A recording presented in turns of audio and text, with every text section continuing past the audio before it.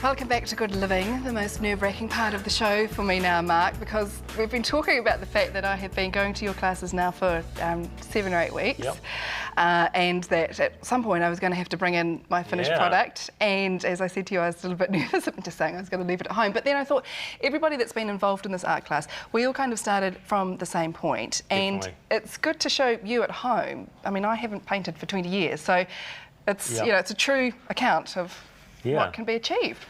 And it's very good.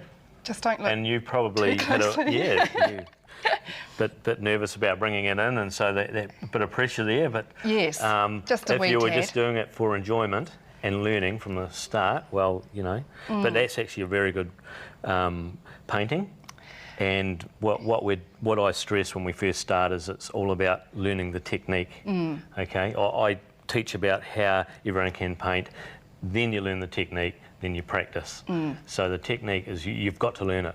You know, you can't ride a bike unless you've learned how to ride it. So you've got to learn how to do it, and then once you've done that, you'll start practicing, and away you go. Yeah. And then you're away laughing.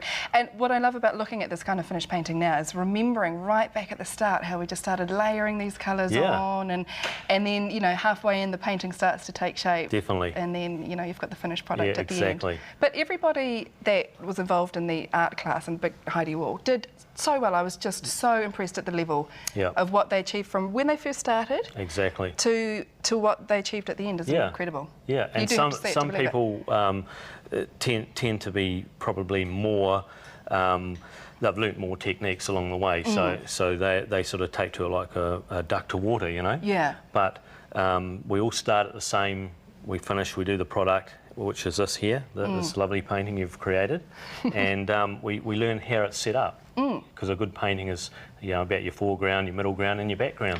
There's a lot to it, isn't there? Yeah. Now you're going to do a speed painting for us today. I better start on this because otherwise we're going to run out of time. But what I'm going to do is just basically do some mountains. Okay.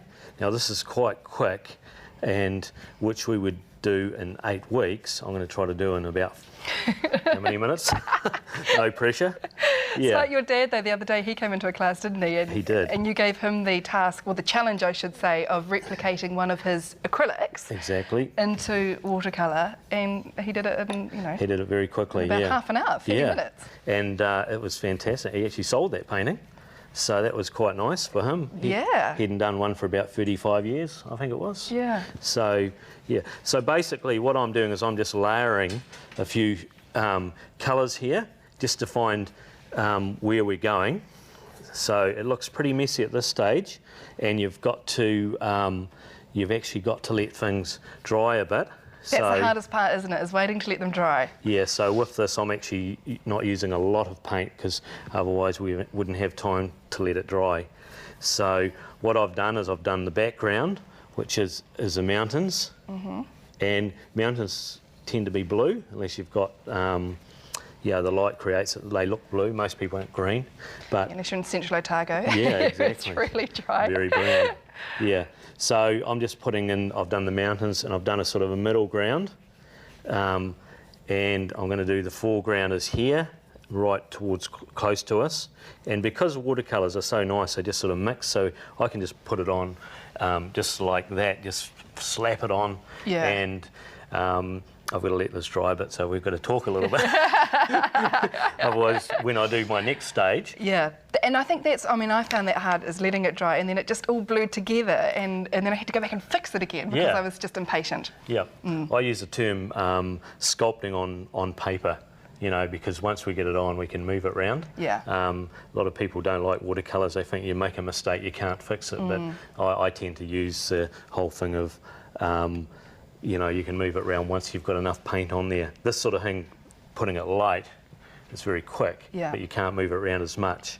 But if we put lots of layers, then we can move it around. So would you start a painting like this normally without a pencil? Like, I'm impressed that you've just gone straight in there. Yep, no, you've been doing it for so long now. Yeah, quite often I'd put pencil, but this is actually quite loose painting, which you can do this. And I've got, this is a made-up scene. This is a painting here. So that's your painting? Yeah, I've just made that up. And you made that up? Yeah. So just on the principles of, you know, cool. how we do the background.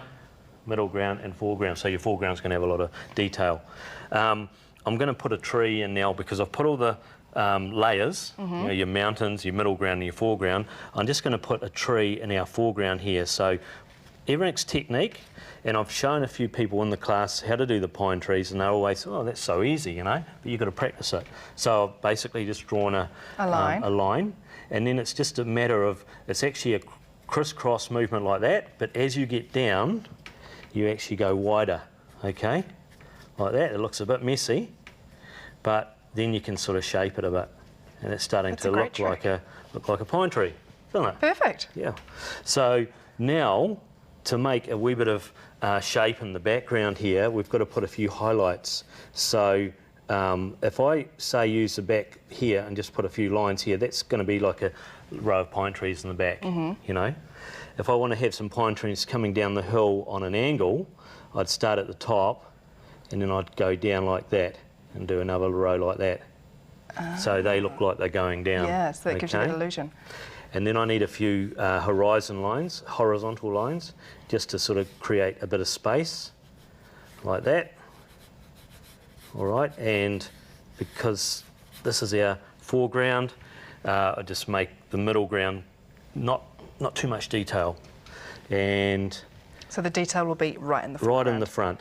Now I'm using, it's a number 8 brush, round tip, and you can actually get quite fine, but it's all about technique and a flick. So you're just flicking like that, okay? And if you put a bit of water with it, and you've got to have a base, okay? So you just put a few lines in just to create a bit of depth, like that, okay? You're doing well, Mark. Speed painting at its best. Yep. Yeah. We've got a couple of minutes to go. A few more trees down here, all right?